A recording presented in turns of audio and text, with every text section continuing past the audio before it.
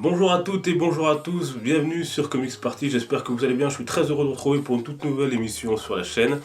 Et aujourd'hui, comme on l'a fait il y a quelques mois avec la mort de Jason Todd, on se penche sur la mort d'un autre personnage, mais sur celle d'un personnage de l'univers de Marvel, plus précisément de Spider-Man, Gwen Stacy. Sur les traces de la mort de Gwen Stacy, c'est ce que je vous propose en ce dimanche.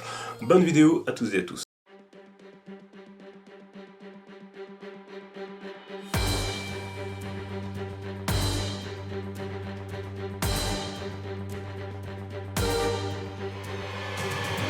Et avant de parler de l'événement en lui-même, arrêtons-nous quelques instants sur le personnage.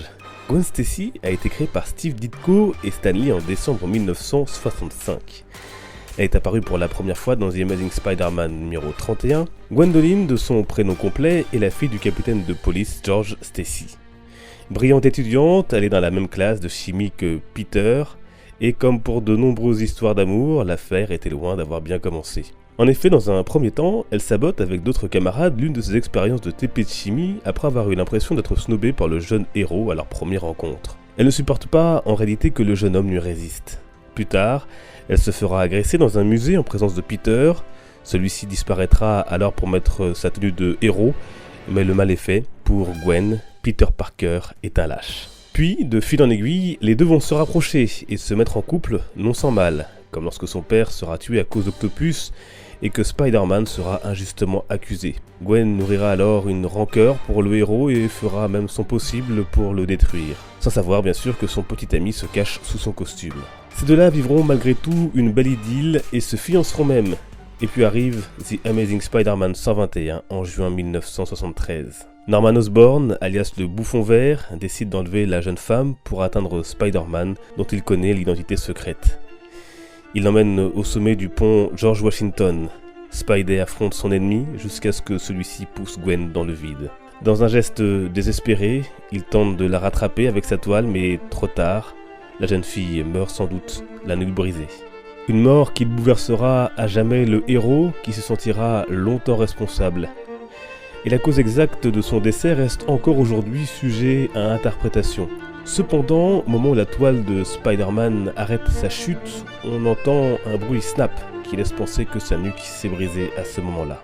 Une autre question se pose aussi, pourquoi tirer un trait sur un personnage si populaire ? Plusieurs explications circulent à ce sujet, mais la plus répandue indique que les auteurs et Marvel ne savaient plus vraiment quoi faire avec le personnage, dont l'étape suivante était le mariage avec Peter Parker. Oui, mais voilà, ils ne le souhaitaient pas, surtout que cela aurait énormément vieilli le héros auprès des fans. Des années plus tard, avec son arc controversé, Sin Past, Straczynski racontera une histoire dans laquelle on apprend que Gwen Stacy avait une relation lorsqu'elle était en Angleterre avec Norman Osborn et qu'elle a ensuite mis au monde deux jumeaux, Gabriel et Sarah, tous deux porteurs du gène du bouffon. Et c'est donc aussi pour récupérer ses enfants qu'il aurait cherché à tuer la jeune femme. Mais revenons à la suite de la mort de Gwen Stacy. Spider-Man ne restera pas là et continuera le combat contre le Bouffon Vert, qui finira empalé par son propre planeur. Au cinéma, Gwen Stacy, jouée par Emma Stone, trouve la mort en 2014 dans une scène similaire, épique, où elle chute lors d'un combat entre Spider-Man et le Bouffon, ici Harry Osborn. Mais Gwen était apparue aussi dans la première trilogie de Sam Raimi, dans Spider-Man 3, mais de façon beaucoup moins marquante et attachante. Côté comics, le personnage ne disparaîtra malgré tout pas vraiment, les scénaristes trouvant souvent le moyen de la faire apparaître, comme avec son clone créé par le Chacal. Au final, elle fait partie des rares personnages de comics morts qui ne reviennent pas à la vie. Quelque part, sa mémoire continue à vivre dans un univers parallèle, celui de la Terre 65, où Gwen Stacy a été mordue par l'araignée et non Parker, et elle est ainsi devenue Spider-Gwen. Quoi qu'il en soit, Peter Parker sera extrêmement marqué par la mort de sa fiancée. Cet événement reste à ce jour l'un des moments les plus tragiques du personnage, avec la mort de son oncle Ben.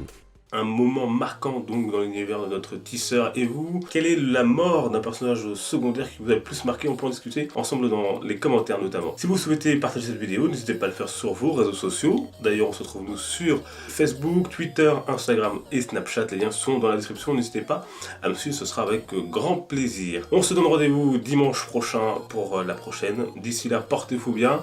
Merci de votre grande fidélité et de tous les échanges qu'on a ensemble. Et quoi qu'on en dise, les comics sont une fête. Ciao.